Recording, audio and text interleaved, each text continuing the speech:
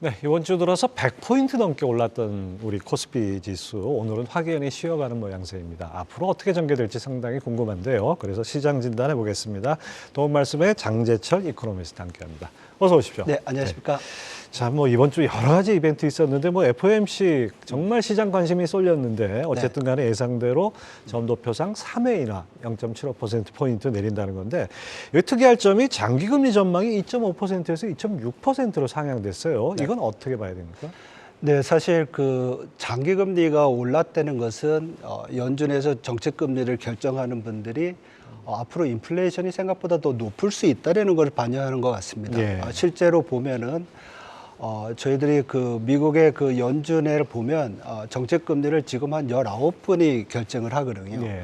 그래서 그분들이 각각의 자기들이 경제 전망, 성장률과 물가 전망을 하는데 점도표라는 것이 예. 그 분포를 그려놓은 것입니다. 근데 그 분포를 보면 이것이 지난 12월 달에 전망했던 것보다 소폭 위로 올라갔습니다. 야, 그 조금은 분포를 올라갔군요. 보면. 네.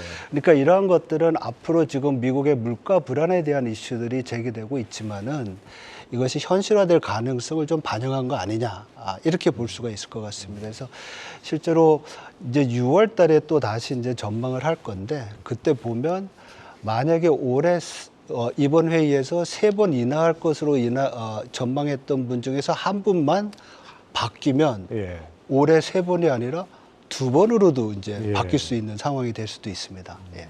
그게 아주 미묘한 차이인데 지금 네. 일단 중간값은 4.6% 유지돼 있지만은 한 명만 바뀌면은 그것이 올라갈 수도 있다는 거예요. 예, 그렇습니다. 근데 그럴 수밖에 없는 게 지금 미국 그 FOMC에서 성장률 전망, 미국 성장률 전망 나왔는데 작년 12월에 1.4%가 올해는 2.1% 네. 이렇게 높아졌어요. 네. 이거 감안하면은 미국 경제 이렇게 탄탄한데 금리 인하 전망 그대로 유지할까? 이것도 좀 의문인 것 같아요. 예, 지금 시장에서 되게 이제 당혹스러워하는 부분이 이번 점도표에서 올해 경제 성장률을 지금 말씀하신 대로 상향 조정을 했고, 인플레이션도 물가 상승률도 상향 조정을 했습니다. 그럼에도 불구하고 지난 12월 달과 같이 금리 인상폭을 이렇게 3번에 그친다는 것 그 자체는 어떻게 보면 상당히 완화적인 스탠스고요. 예. 그리고 올해 성장률뿐만 아니라 2025년, 26년도 2%로 성장률을 상향 조정을 했습니다. 그래서 이걸 보면 미국 경제가 연준의 그 정책 결정하는 사람들이 볼 때는 미국 경제가 그동안 우려했던 것처럼 하드 랜딩이나 소프트 랜딩이 아니라, 왜냐하면 경제 성장률이 2%라고 하면 잠재 성장률 1.8%를 상회하는 거거든요. 그렇죠. 예. 그러니까 미국 경제에 대한 자신감이 좀 반영된 거 아니냐, 이렇게 볼 수 있을 것 같습니다. 그래서 이러한 어떤 배경에는 그동안에 약 한 5.25%포인트의 금리 인상에도 불구하고 미국 경제가 잘 버티는 것은 노동시장이 상당히 견고하게 유지가 되고 있고, 이번에는 실업률 전망치도 소폭 하향했거든요. 예. 그래서 이러한 것들이 향후 미국 경제를 좀 보충해 줄 것으로 보이고, 더 중요한 것은 코로나 위기 때부터 이제 누적됐던 어떤 가계의 어떤 저축 부분, 그리고 추가적인 재정 지출, 이러한 것들도 경제 성장을 좀 지원할 것으로 보입니다.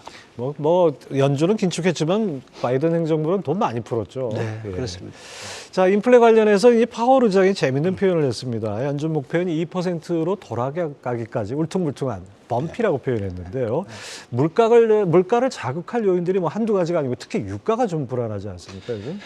예, 지금 최근에 연초 대비 유가가 $70 수준에서 $80 수준으로 올라갔지 않습니까? 근데 지금 말씀하신 대로 국제 유가를 우려하는 부분은 사실 실제 인플레이션에 영향을 줄 수도 있지만은, 더 이제 우려되는 것은 유가와 기대 인플레이션이 상관관계가 굉장히 높습니다. 예. 그래서 유가가 올라가면 기대 인플레이션이 올라가고, 기대 인플레이션이 올라가면 임금 노동자의 입장에서는 물가 앞으로 올라갈 것 같으니까 임금 올려야 되는 거 아닌가? 그래서 임금 인상 요구가 커질 수가 있습니다. 그렇죠. 그래서 지금 상황에서 미국의 그 물가가 스티키하다는 얘기를 많이 하지 않습니까? 예. 안 내려고 붙어 있다라고 얘기하는데, 이 부분에서의 제일 큰 게 뭐냐면 서비스 물가가 굉장히 이제 높은 수준, 상품보다는 서비스가 더 높게 유지가 되고 있는데, 서비스 물가에 영향을 미치는 게 바로 임금 물가입니다. 예. 임금 상승률인데, 여기에 이제 유가가 영향을 주게 되면 연준이 생각하는 것보다 아니면 시장이 생각하는 것보다 물가의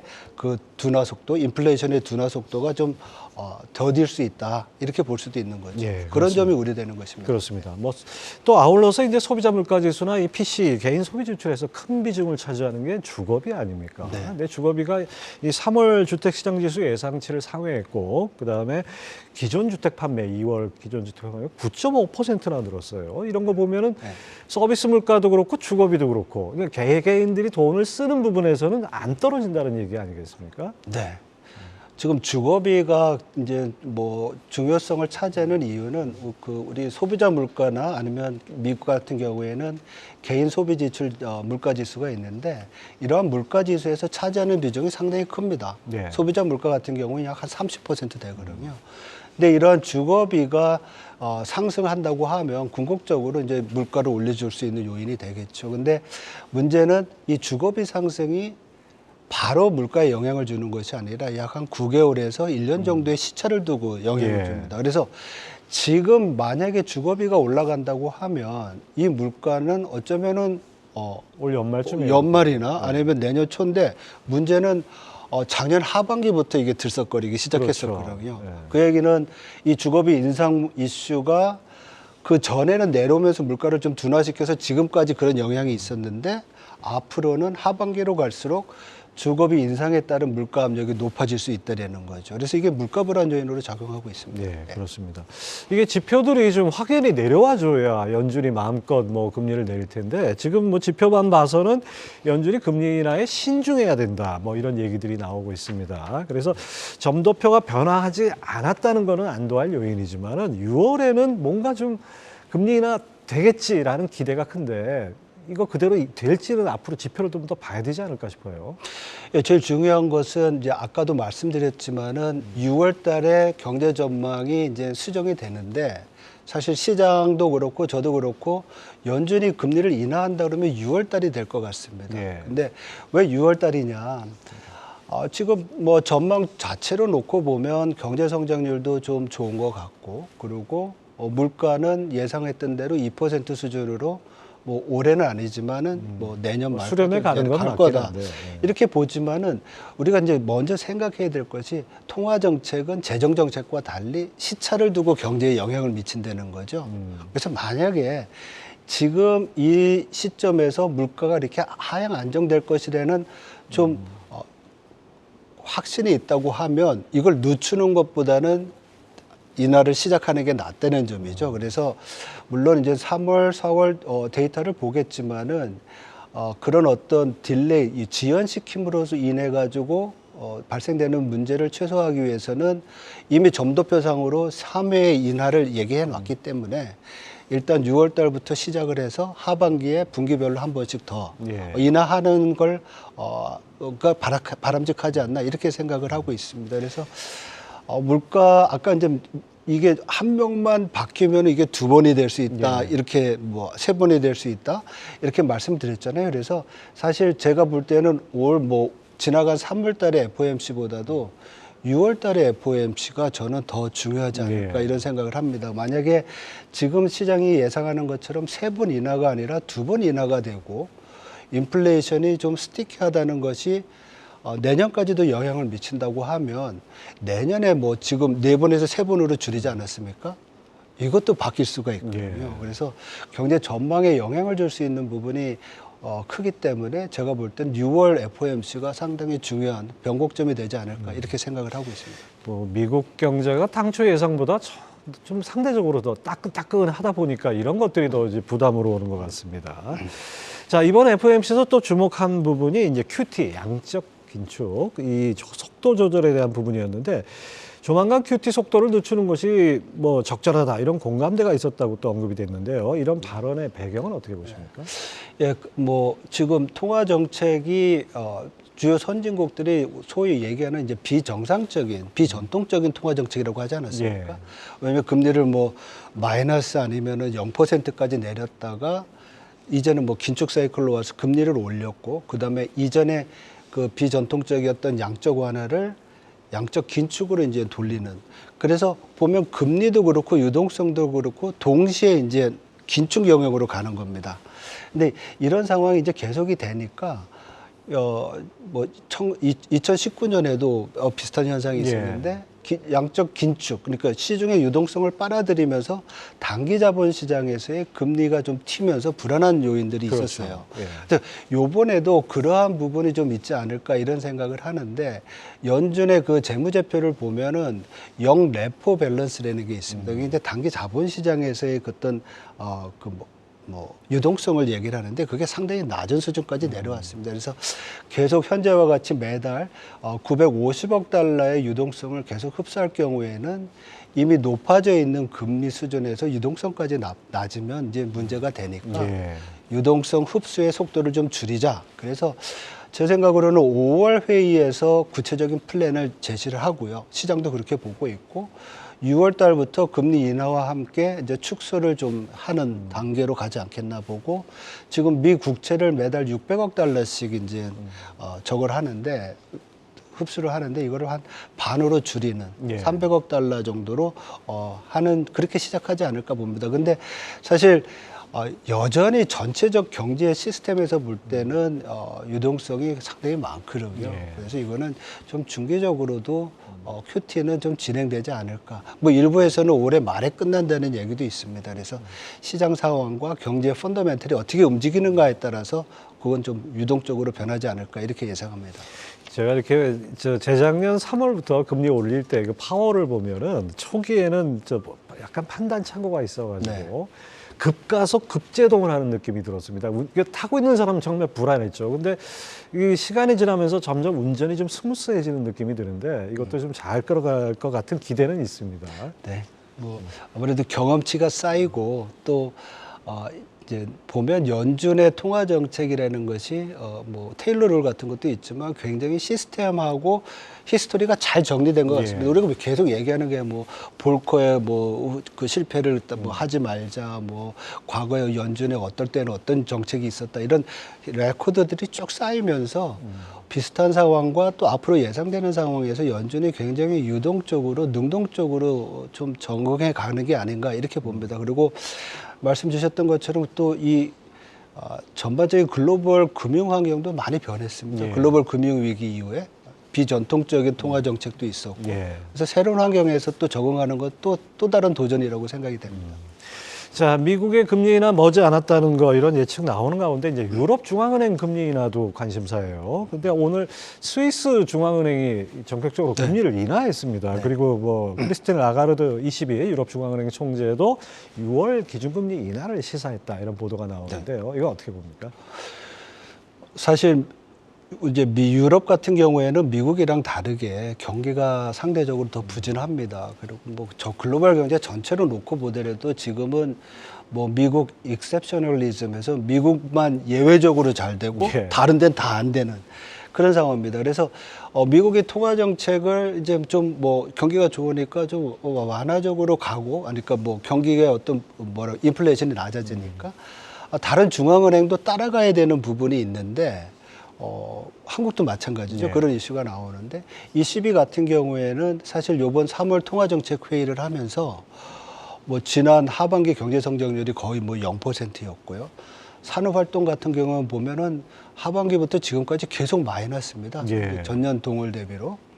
이런 상황에서 올해 경제 성장률과 인플레이션을 다 하향 조정했고 실업률을 상향 조정했습니다.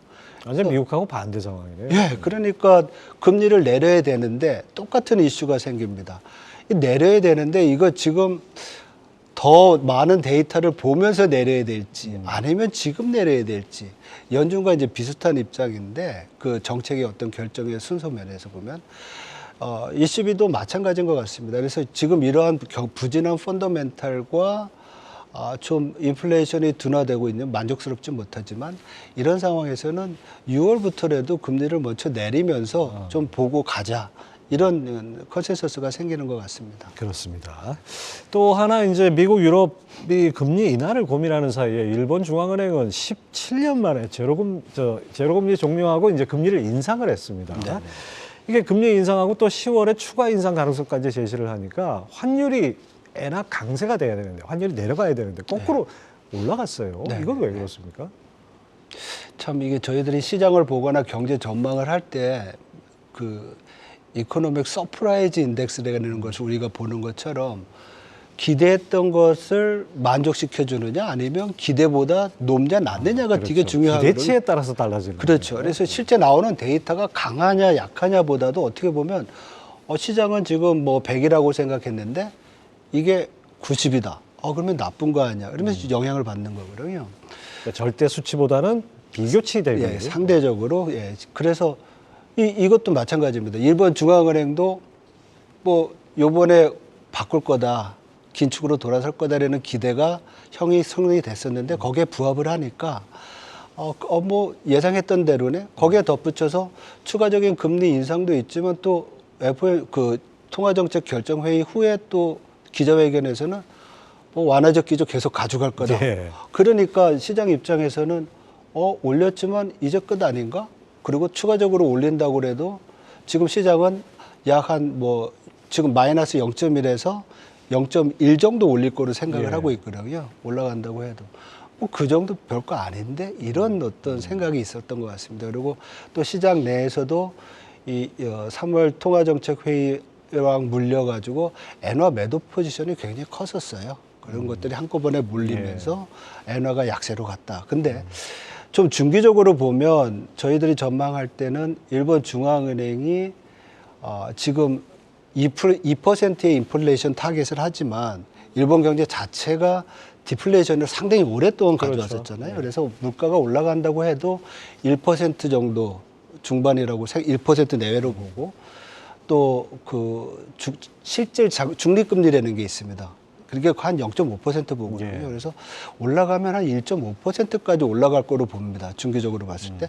이러한 것들이 현실화된다고 하면 분명히 이것은 엔화 강세 요인으로 작용할 수가 있죠. 네. 뭐 마이너스 금리에서 0.1%로 간들 아주 초저금리가 변한 건 아니니까 그 상황에. 맞습니다. 0.1% 올렸는데 미 연준은 6월까지 그냥 유지할 거다. 이러니까 시장은 뭐 그 정도 올려서 뭐 밋밋한 되겠냐. 반응이 나오는 거죠. 자, 근데 어쨌든 간에 뭐 중기적으로 장기적으로 보면은 일본 중앙은행이 피벗을 단행한다면은 이건 뭐 장기적으로 이제 엔화 강세로 가는 요인 아니겠습니까? 그렇게 되면 환율 요인으로 인해서 일본에 들어간 자금이 좀 이동을 하지 않겠느냐. 네. 우리 시장도 좀 반사이익을 볼 수 있지 않겠느냐. 뭐 이런 기대도 있어요. 네.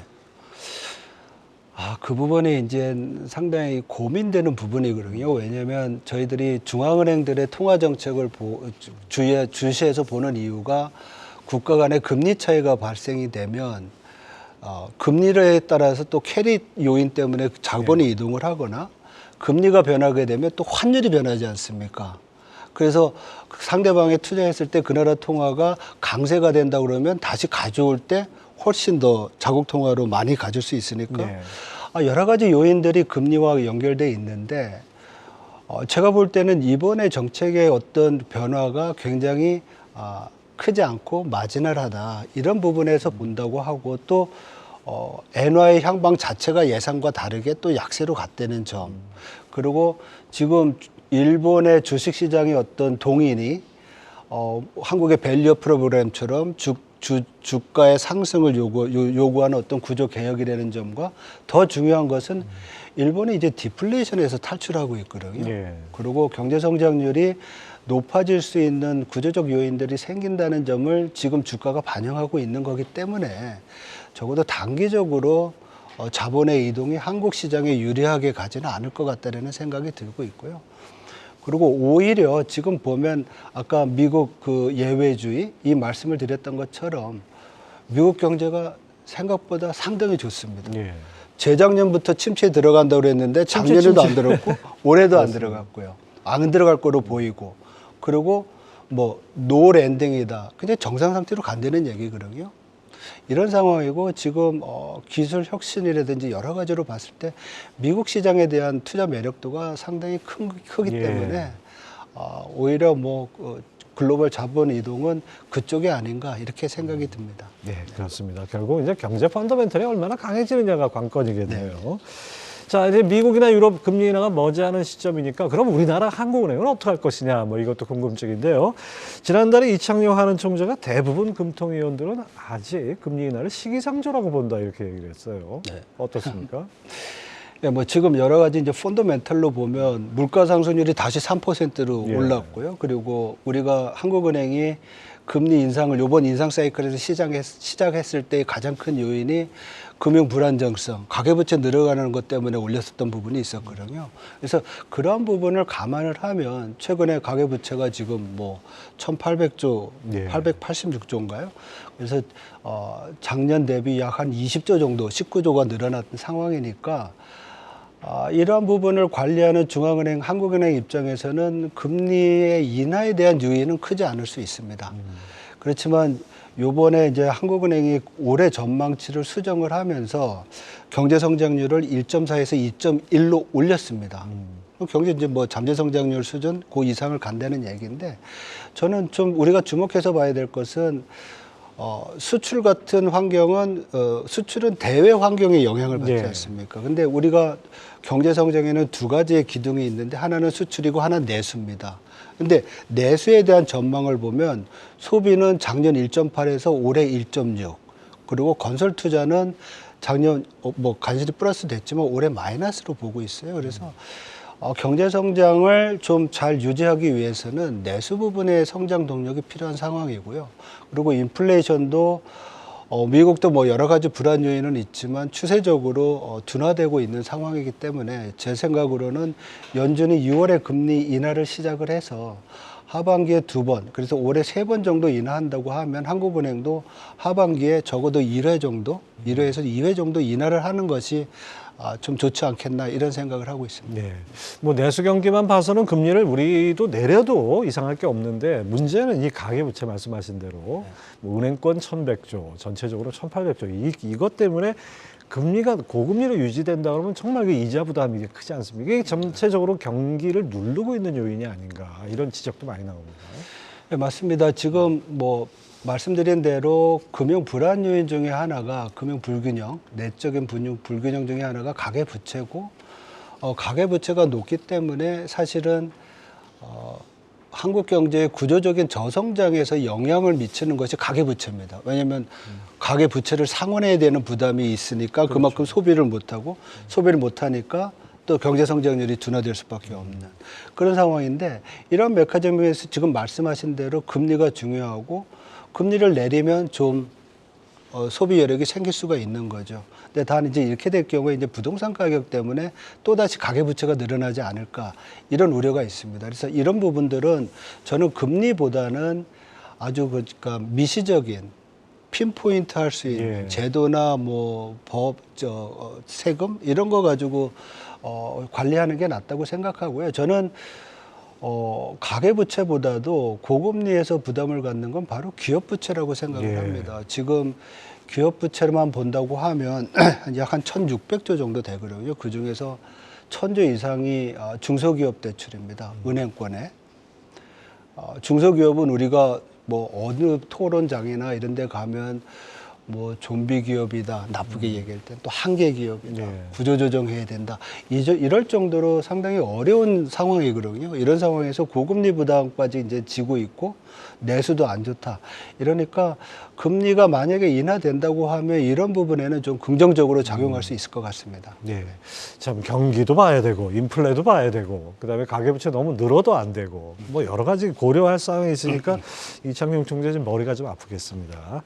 자, 그래도 요즘 우리 경제 반도체를 중심으로 수출이 회복되는 추세고 그다음에 중국도 실물 경제 지표가 예상치를 좀 상회하면서 조금은 나아지지 않나 이런 기대가 있는데요. 그러면 앞으로 2분기, 3분기 갈수록 점점 나아진다 이렇게 기대해도 되겠습니까?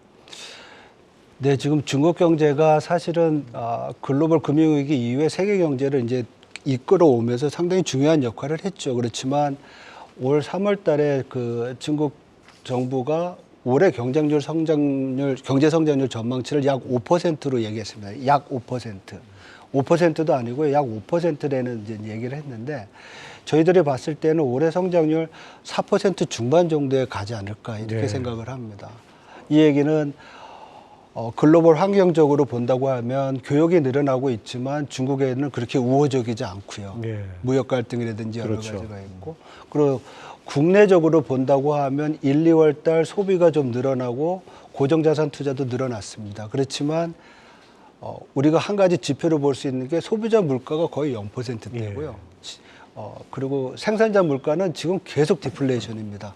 그만큼 이 내적으로 경기가 상당히 안 좋다는 상황이거든요. 그런 점을 반영해서 5% 성장률 달성은 좀 어렵다는 생각이고, 하반기나 뭐 올해 2분기, 3분기, 4분기로 간다고 해도 성장률은 약 한 4%대 중반 정도로 거의 플랫하게 가지 않을까 이렇게 생각을 합니다. 근데 이러한 중국 경제를 우리가 바라보는 이유는 중국이 그동안 우리한테는 굉장히 큰 시장이었잖아요. 예. 뭐 중국 자체만 놓고 보더라도 우리 수출의 약 한 25%가 갔었는데 최근에는 19% 정도로 줄었어요. 반면에 미국 수출이 한 18%로 올라왔고요. 그리고 미국 경제는 지금도 계속 저희들이 성장률을 상향 조정하고 있는 상황이고, 그래서 중국 경제가 좀 둔화된다고 하더라도 미국 경제가 좀 받쳐주고 이렇다고 하면, 그리고 지금 수출이나 경기를 드라이브하는 것이 반도체나 IT 부분이지 않습니까? 그래서 이런 부분이 이제 미국 쪽에서 좀 드라이브를 한다고 하면 한국 경제는 그렇게 중국이 좀 부진하더라도 나쁘지는 않을 것이다. 이렇게 볼 수 있을 것 같습니다. 뭐 대외 변수는 조금 개선되는 추세인데 이제 문제는 또 하나 끝으로 질문 드리고 싶은 게, 오늘 아침에 한국경제신문 일면 톱 기사도 그렇고 부동산 PF 부실이 부동산 신탁사로 좀 전가되고 뭐 이런 약간의 좀 안 좋은 쪽으로 가지 않을까 이런 우려도 큽니다. 이 부분은 어떻게 보십니까? 예, 그 부분은 뭐 굉장히 우려되는 부분입니다. 왜냐하면 금리가 높고 아까 말씀드린 대로 그런 것들이 반영이 돼서 올해 건설 투자가 작년보다 2% 이상 감소하게 되는 예. 부분이고요. 그래서 굉장히 금융 시스템의 불안 요인으로 작용할 수 있는 가능성이 크고 그걸 우려하고 있는데, 사실 정책 차원이나 매크로 전체로 놓고 봤을 때는 이것도 미국 상업용 부동산 이슈처럼 좀 관리할 수 있는 부분이 있지 않나 이렇게 생각을 합니다. 그래서 이것이 부동산뿐만 아니라 금융시장 시스템에 어떤 붕괴나 아니면 충격을 줄 만큼 크게 작용하지는 않을 거라는 전망을 아직까지 유지하고 있습니다. 예. 이것도 잘 하여튼 핀포인트로 잘 처리해야 될 우리 숙제인 것 같습니다. 네, 지금까지 장재철 이코노미스트 함께했습니다. 말씀 감사합니다. 네, 고맙습니다. 계속해서 다양한 경제 이슈를 알고 싶다면 구독과 좋아요, 알림 설정 부탁드립니다. AI 캐스터 권미정이었습니다.